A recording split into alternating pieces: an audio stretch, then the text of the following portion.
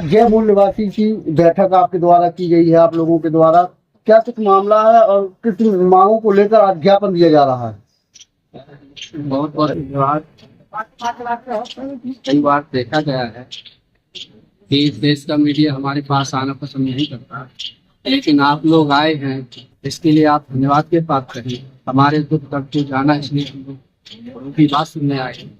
आप धन्यवाद के पात्र हैं। बात रही आज ज्ञापन, तो ये ज्ञापन जो है, इस बात को ध्यान में रखकर दिया जा रहा है कि पूरे देश भर में संविधान लागू, संविधान से देश चलता, और संविधान में जो मौलिक अधिकार हैं हम उनका उपयोग करके अपने समाज को जगाना चाहते हैं। इसी कड़ी में वामसेफ ऑफशूट संगठनों के द्वारा पूरे देश भर में जागृति अभियान चल रहा है, और इस जागृति अभियान के तहत जो समाज तैयार होता है, हम उसका वर्ष के अंत में राष्ट्रीय अधिवेशन आयोजित करते हैं। वह राष्ट्रीय अधिवेशन इस बार का 42वां राष्ट्रीय अधिवेशन कटक उड़ीसा में होना निर्धारित था, जो 26 से 30 दिसंबर तक के लिए चलता। वहां के शासन प्रशासन के द्वारा उसकी बाकायदा परमिशन को लिया गया, लेकिन उसके परमिशन देने के बाद 3 दिन पहले उस परमिशन को रद्द किया गया।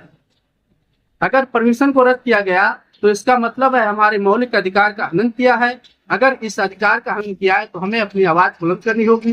वो आवाज बुलंद करने के लिए पूरे देश भर में राष्ट्रव्यापी जो है कार्यक्रम वामसेफ ऑफशूट संगठनों के द्वारा घोषित किया गया है, जिसका पहला चरण आज 7 जनवरी के लिए ज्ञापन कार्यक्रम है। इसके अंतर्गत हम इस पार्क में इकट्ठा हुए। आगे क्या रणनीति है? रणनीति संगठन के द्वारा बनती है, कार्य निर्धारित रहता है, हम लोग निष्पादित करते हैं, और निष्पादन की क्रम में ऐसा समझ में आता है कि हमारे मौलिक अधिकारों का अगर हनन किया जाएगा तो हम किसी भी हद तक संघर्ष करने के लिए तैयार हैं। जैसा संघर्ष इस देश की शासन प्रशासन चाहती है, हम उस लेवल पर तैयार हैं। जब तक हमारे मौलिक अधिकारों का हनन होगा हम आवाज बुलंद करेंगे, इस लेवल पर संघर्ष। और आगे